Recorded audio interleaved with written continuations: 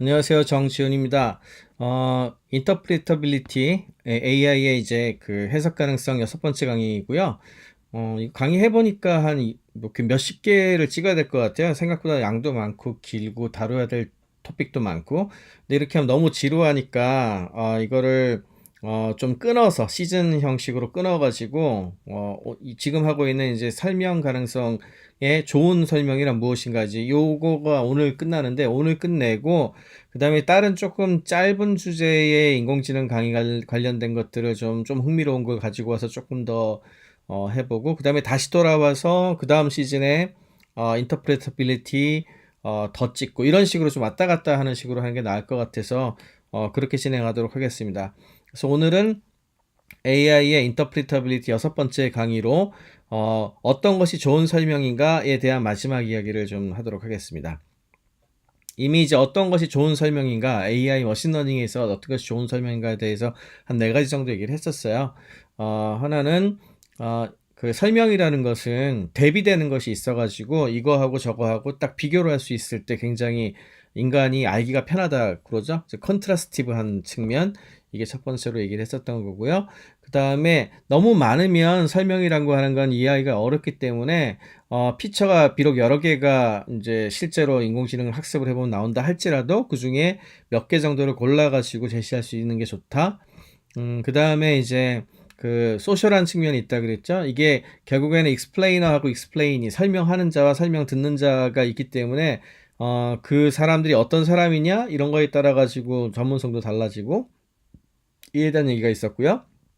그 다음에 설명은 일반적으로 뻔하게 나오는 거 말고 좀 뭔가 독특한 것들이 있을 때 그런 것들을 프로토타입으로 해가지고 이게 이런 것이 있습니다로 얘기하는 것이 훨씬 더 설명력이 강하다 그랬죠. 이렇게 해서 크게 네 가지 컨트라스티브, 셀렉티드, 소셜 앤 업노멀 이렇게 네 가지를 얘기했습니다.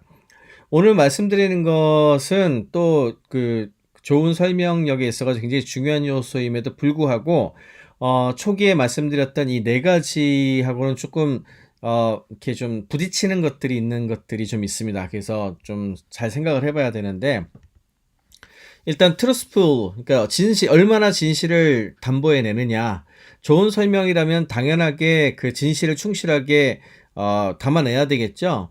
그런데 이게 그 좋은 설명을 얘기했을 때 예로 들었던 셀렉티브니스 몇 개를 골라야 된다라고 해야 인간이 알아보기 좋다 그랬잖아요. 그거하고 약간 배치가 됩니다. 무슨 말이냐 하면은 실제 어떤 그 결과가 나왔을 때 그걸 설명하기 위한 그 요소가 또는 피처가 뭐 수십 개, 수백 개, 수천 개, 수만 개가 될 수도 있거든요.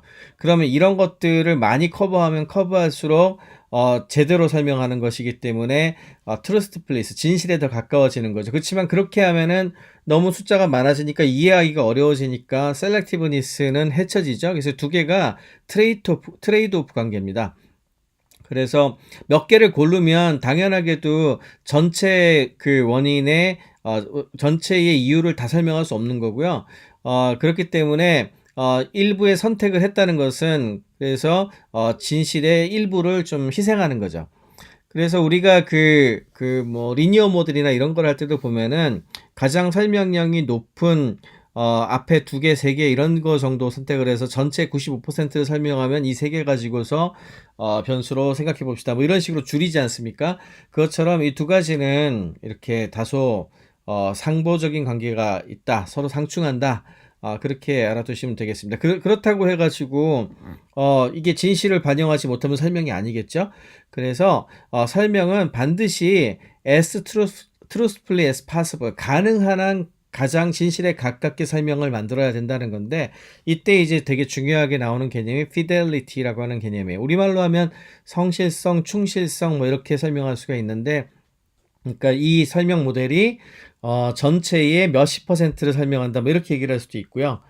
그런 식의 그 충실도, 성실도 이것이 이제 피델리티 개념이고 이게 이제 트루스풀하고 연결되어 있는 개념이 되겠습니다.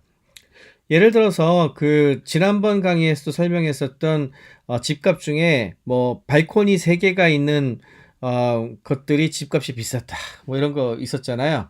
예, 그런데 이 경우는 굉장히 독특하기 때문에 업노멀 케이스여서 눈에는 팍 띄지만 그게 다른 그 사례에 적용되지 않거나 다른 데에도 없다면은 이게 좀 진짜다라고 얘기하기 좀 곤란하잖아요. 예, 그러니까 하여튼 뭐 얼마나 진실성이 있는지에 대해서는 조금 더 객관적인 그 검증이 좀 필요한 거고, 대신에 이거를 높이기 위해서는 복잡해지기 때문에 좀 설명력은 떨어질 가능성은 좀 각오를 해야 됩니다. 아주 이 두 가지를 다 완벽하게 만족시키기는 상당히 어렵다는 거, 이게 이제 핵심이 되겠고요.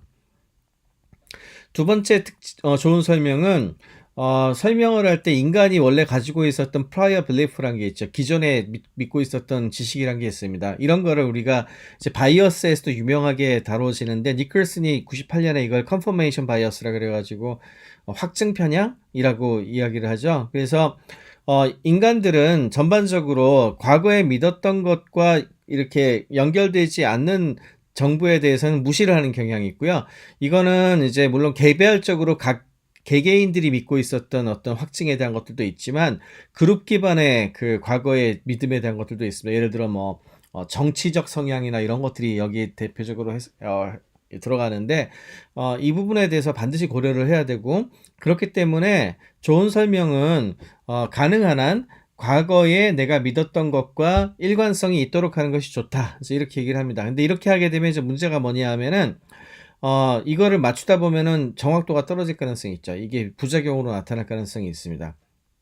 예를 들어서, 실제 이제 우리가 집 가격 갖고 계속 예를 좀 들었으니까, 집 가격에서 집이 크면 클수록 집값이 떨어졌다. 이거는 이제 데이터로 나온다 할지라도 그렇다라고 얘기를 하면, 이거 설명을 그렇게 한다 그러면 믿으시겠습니까? 믿기가 어렵죠. 왜냐하면 당연히 우리 기존 믿음은 집이 클수록 집이 비싸야 되는데, 근데 그럴 수도 있겠죠. 예를 들어서 뭐 수요 공급 원칙에 따라 가지고 이 지역에 그 작은 집이 적고 큰 집이 커. 그리고 뭐 큰 집이 적어. 그다음에 숫자가, 그다음에 뭐 관리비 같은 게 되게 비싸. 뭐 이런 경우가 된다면은 역전될 수도 있는 거잖아요. 경우에 따라서는. 그죠?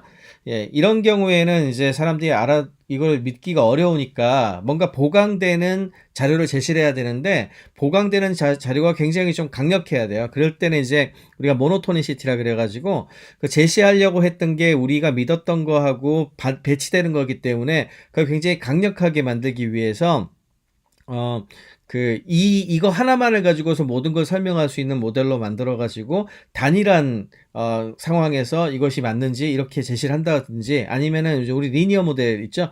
리니어 모델처럼 이거 봐, 진짜로 늘어나고 줄어들 때마다 땅땅땅땅 늘어나는 게 보이지? 다른 거 다 그 변수를 잡고 이렇게 아주 강력하게 그 상관관계를 딱 보여주는 뭐 이런 정도가 보강이 돼야지 좋은 설명이 됩니다. 이게 물론 이제 우리가 과거에 믿었던 거하고 이렇게 잘 컨시스턴트하게 잘 맞으면 그렇게 어렵지 않겠죠. 근데 그렇지 않은 경우에 이걸 극복하기 위한 굉장한 노력이 좀 필요하다는 측면에서 모노토니시티 이런 거를 좀 많이 이용을 합니다.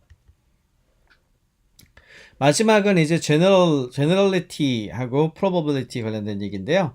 이것도 이제 업노멀 케이스하고 이제 배치가 돼요. 제너럴 피처라는 건 뭐냐 하면은 하나의 피처가 있는데, 이 피처가 굉장히 많은 수의 이벤트를 설명하는 거예요. 그러면은 그것이 일반화돼서 굉장히 여러 가지 설명하는구나라고 이야기를 할 수 있게 되니까 굉장히 좋은 설명인 것 같잖아요.